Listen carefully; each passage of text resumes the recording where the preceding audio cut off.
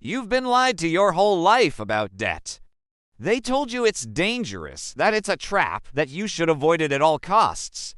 And for most people, that's true. Bad debt destroys lives. But here's the secret the rich never want you to fully understand. The same thing that keeps most people broke is the exact tool they use to get richer. And today, I am going to show you how they do it and how you can start applying it step by step. But before we go into the strategy, we first need to address the big lie about debt. Schools, parents, even financial gurus often repeat the same mantra: stay away from debt. But here's the truth: not all debt is the same. There's bad debt, like credit cards, car loans, and consumer spending that keeps you working paycheck to paycheck. And then there's good debt, the kind millionaires and billionaires use to buy assets that make them richer every single year. Think about it. What would you rather be in? Paying $100 a month for an iPhone you own outright, or be renting an iPhone every month for $100? Well, the truth is, most people would choose it, but that's exactly the way debt works. When you buy something with a loan, you're essentially renting it each month with the interest rate as the rental fee.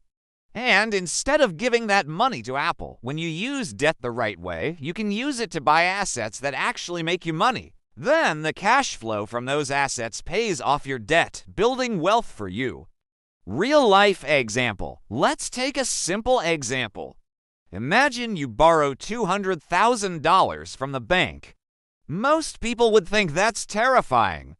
But if you use that money to buy a house, rent it out, and the rent covers your mortgage, guess what? The tenant is paying off your debt while you build equity. That's good debt. Now scale that up. Rich investors borrow millions, buy apartment buildings, businesses, or even cryptocurrency mining rigs, and then let the cash flow from those assets pay off the debt. They keep the profits. That's how debt becomes a tool, not a trap. The next thing you need to understand is why the rich love debt. And there are two huge reasons. 1. Leverage. When someone lends you money, it gives you leverage to multiply your results. Imagine you find a great deal on a $100,000 property that rents for $1,000 a month. Reason 2. Inflation. If you understand how to use debt properly, you can actually profit from inflation, which is what everyone else is losing money to. Think of it this way. Imagine you have $1 million in debt, and it's charging you 5% interest per year, so you owe $1.05 million by next year. If inflation is 7%, however, the dollar you owe the bank is worth 7% less than it is today. So if you're borrowing and lending money over long periods of time, inflation works in your favor. The longer you keep it, the cheaper it is to pay back. For example, if you owe the bank $1 million at 5% and inflation is 7%, you're paying them back with cheaper dollars. This alone has made rich people millions. And when you understand this concept, you can start seeing how the rich keep getting richer. Why? Because they use debt to get leverage, to benefit from inflation, and to avoid taxes.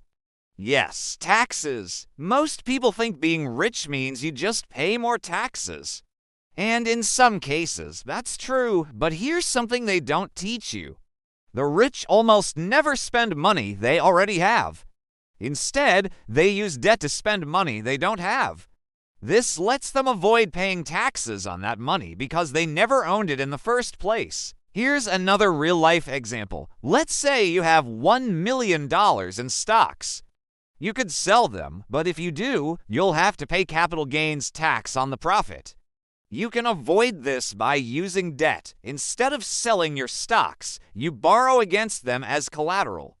If you get approved for $1 million loan, you can then use that million to buy whatever you want, all without ever selling your stocks. And since you didn't technically spend your own money, you don't have to pay any tax on it. That's why billionaires like Elon Musk or Jeff Bezos can look cash poor but live richer than anyone else. Their wealth is in assets, not savings. And if you want to understand how to use debt the right way, you have to first change your mindset. You see, the rich treat debt as a tool, not a master. And that starts with one simple concept. Don't focus on the number. You know the number I'm talking about, the one that haunts your every waking moment. It dictates your choices, dominates your thoughts, and controls your actions.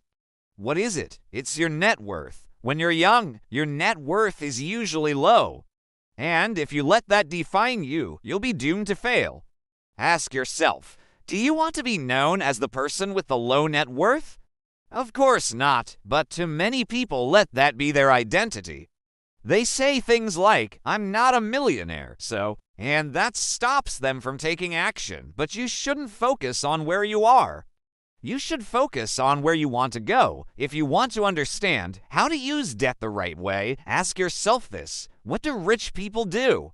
Not what people with a low net worth do, not what your friends do, but what rich people do. Now, I know this sounds simple, but it's powerful. It shifts your focus from your current situation to the life you want to create. Once you do that, you'll realize that money and net worth are just tools to get you there. And that brings me to the final thing you need to know about debt, how to get started. Look, debt is like fire. In the wrong hands, it burns everything down. In the right hands, it cooks your meal, heats your home, and builds wealth. So if you want to use debt the right way, follow these 3 rules. Know, 1, debt is for assets, not liabilities. Never use debt to finance liabilities. Don't buy a new car with a loan. Don't buy a vacation with a credit card. Don't buy luxury handbags with a line of credit. Debt is for buying assets, period. Number 2, debt should buy cash flow. If you take out a loan, it should either increase your income or decrease your expenses. Buying a rental property does both, but leasing equipment for your business only decreases expenses. This increases your profits. You should always ask yourself, will this buy me cash flow? If the answer is yes, then it's probably worth doing. No, 3, use the 30% rule. Don't spend more than 30% of your income on debt payments. This includes your mortgage, car payments, student loans, etc. If you do this, you'll always have enough money left over to save and invest. There you have it. Those are my 3 rules for using debt the right way. Look, debt isn't bad. It's just a tool. The question is, are you going to let it control you, or are you going to learn how to control it? I'll leave you with this. My uncle spent his whole life avoiding debt, paid cash for everything. By retirement, he had no debt, but also no assets, no income, and no wealth.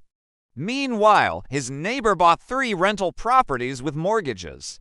Today, the tenants have paid them off, and he's living off thousands in monthly income. Both men worked equally hard.